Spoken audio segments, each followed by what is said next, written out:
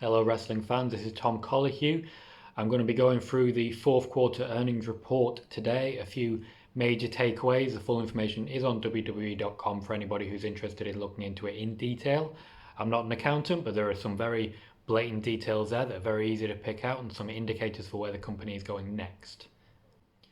You may note I'm wearing my glasses in this video. That's because I have a lot of notes right there and I can't see without them. So there is undoubtedly a little bit of reflection, but this is the best I can do. I'm going to start with the biggest news coming out of the conference call to debate the fourth quarter results, and that will undoubtedly be the fact that pay-per-views may well be going to other streaming services than the WWE network.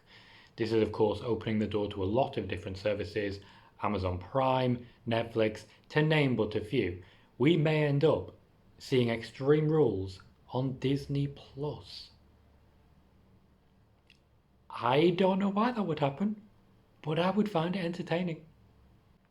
Of course, this raises a lot of questions for the future of the WWE network. Pay-per-views are unquestionably the biggest draws to that platform, especially now that NXT is on TV rather than just exclusive to the network. NXT was undoubtedly one of the major drawing factors to the network in a way that, for example, 205 Live hasn't been able to match. Now that we've got NXT UK on TV in the UK as well, Channel 5 and Paramount, it's very difficult to pick out a unique draw that the network would have if it loses the pay-per-views. Obviously, it's possible that the network won't lose the pay-per-views, but will instead go to some sharing platform. For example, we may see takeovers on Netflix or something like that as a way to drum up interest without alienating a fan base that's already there. I think the pay-per-view platform with the network at the minute is one of the major factors that put NXT in a position where it should be able, over time, to overtake AEW. The actual pay-per-view platform does not work in AEW's favour and one of very few things that they don't have going for them into the new year. A thank you to Tony Maglio of The Wrap for information there and his initial report, which that information comes from. I was able to reach out to someone at the head office in the Titan Towers in Stamford, Connecticut, and was able to essentially get a brief statement on the intention that the WWE doesn't want to close any doors, as it were. So any potential streaming platform which can add to the audience coming in is something that they're considering. We should hear something, if there is something to hear, by the end of the first quarter, which is very close now, of 2020. They don't want to rule out anything in particular. Negotiations have been ongoing and George Barrios and Michelle Wilson were both involved in those negotiations. Now, of course, they are not involved and it's mostly down to Vince McMahon, who will be focusing on the XFL very shortly. So they're going to need to get this out quickly if it's going to happen at all. In other news related to the earnings report, the yearly figure, which I've got right here, for revenue is $960.4 million, which is a new record, the highest in the company's history.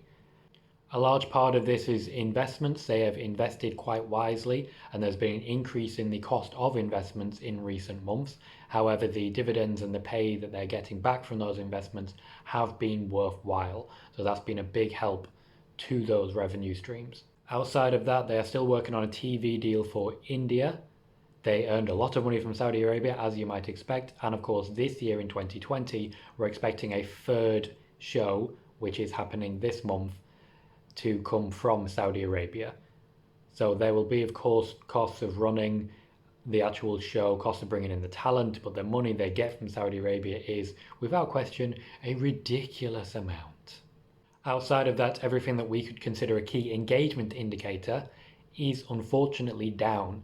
Network subscriptions are down, although not down as far as Brian Alvarez was fearing, down to the million or below. We are now just over 1.4 million network subscribers. That's still a good number, but it is down.